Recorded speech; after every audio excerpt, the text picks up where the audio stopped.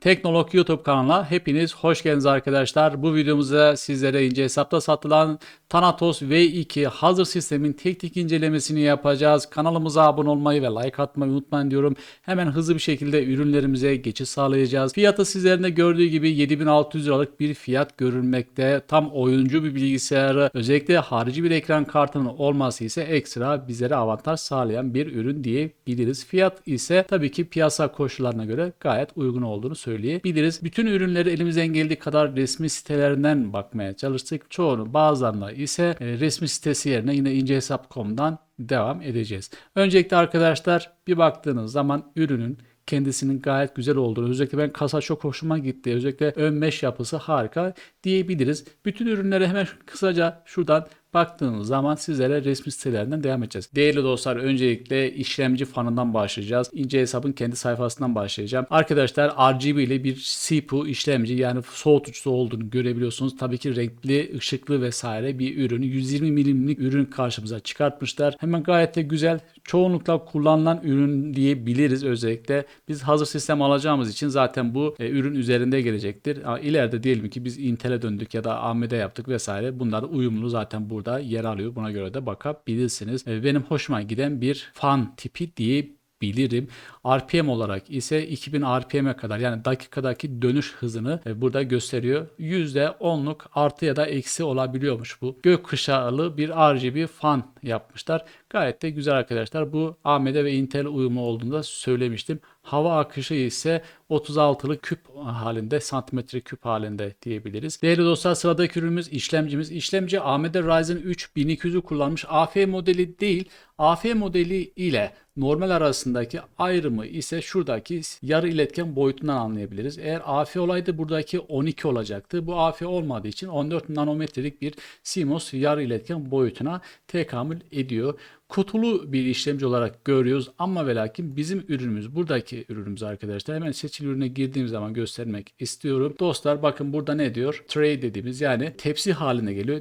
Tabii ki bu kutulu değil. Yani buradaki sizi yanıltmasın, kutulu olduğunu yanıltmasın. Ben sadece sizlere teknik özelliklerini göstermek için bunu değinmek istiyorum. Bizim ürünümüz kutulu değil. Tray tepsi şeklinde geliyor. Yani atıyorum bir tepside 20 tane 40 tane geliyor, ürünü firmalar alıyor. Bu şekilde montaj yapıp bizlere satıyor. Çekirdek sayısı ise 4 arkadaşlar. 4 tane iş parçasına sahip. Maksimum 3.0 GHz'den kadar bir frekans değerine bizlere tekamül ediyor. Normalde ise 3.1 GHz'miş bu. Ön bellek ise 8 MB'lik bir ön belleğe var. Kullanmış olduğu enerji miktarı ise 65 Watt'lıkmış. Tabii ki bu dışarıya ise 95 santigrat derecelik bir ısı yayıyor. Bu standart dediğimiz bir değerdir, bu iki değer arkadaşlar. Yani çok fazla bir yüksek değer değil. Kullanmış olduğu, desteklemiş olduğu RAM ise DDR4 teknolojisine sahip 2667 MHz'e kadar ise bir frekans desteğini RAM olarak bizlere sağlamış durumda. Bir sonraki ürünümüz anakart. Anakartımız ise Asus'un B450 Yonga setini kullanan bir anakart arkadaşlar. Bu da gayet de güzel, başarılı bir anakart. Aşağı doğru indiğim zaman öncelikle bağlantıları sizlere yorumlamaya çalışayım. PS2 mouse, PS2 klavye, DVI çıkış, HDMI çıkış. Şuradaki 2, 4, 6 tane USB çıkışlar var arkadaşlar. Bir tane RJ45, yani network çıkışımız var.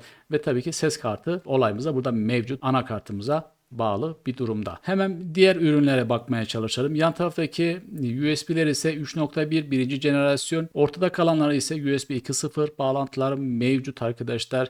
PCI Express 3.0 X16 bir bağlantı soketimiz var burada. Aynı zamanda Yonga seti olarak ise AMD'nin B450 olduğunu söylemiştik ve soğutucusu olan bir ürün. Bu da gayet başarılı bir ürün karşımıza çıkartmış durumdalar arkadaşlar. 4 tane SATA 6 GB per saniyelik bağlantı yuvamız var. Bu demek oluyor ki istersek 4 tane hard disk, istersek 3 hard disk, bir tane DVD writer ya da ROM bağlayabiliyoruz ve ön panele giden 2 tane USB 3.1'lik birinci jenerasyon bağlantısı da mevcut arkadaşlar. Anakartımızı albenisi yapan bir özellik ise M2 desteğine olan bir soketi var arkadaşlar. Şurada gördüğünüz gibi 3 tane port boyutuna kadar destekliyor.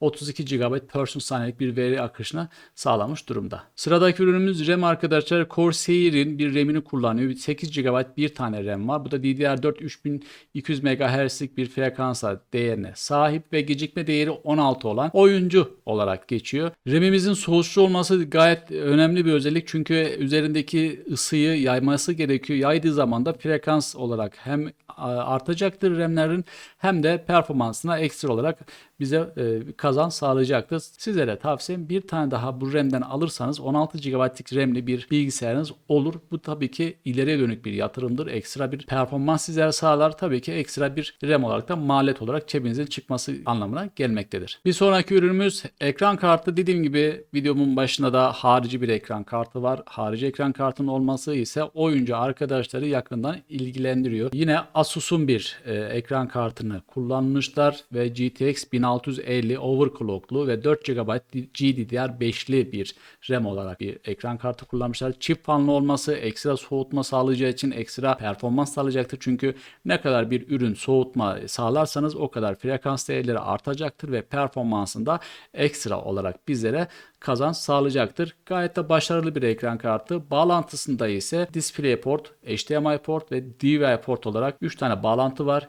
Bu demek oluyor ki aynı anda 3 tane cihaza yani görüntü sağlayıcısına görüntü aktarabiliriz anlamına gelmektedir. Teknik değerlerine geçecek olur isek 4 GB RAM olduğunu söylemiştik ve GDDR5 teknolojisini kullandığını sizlere söylemiştik arkadaşlar. Motor saati olarak yani frekans değeri olarak overclock modunda bu hızlandırılmış mod olarak geçiyor arkadaşlar. Bu saati dediğimiz 1755 MHz'lik aşıttırılmış frekans değerine sahip. Temelde ise 1515 MHz'e tekamül etmektedir. Oyun modunda ise varsayılan değerler olarak konuşuluyor. Bu da boss saatinde yani aşıttırılmış, arttırılmış olarak frekansı 1725 MHz'lik bir frekansa tekamül ediyor.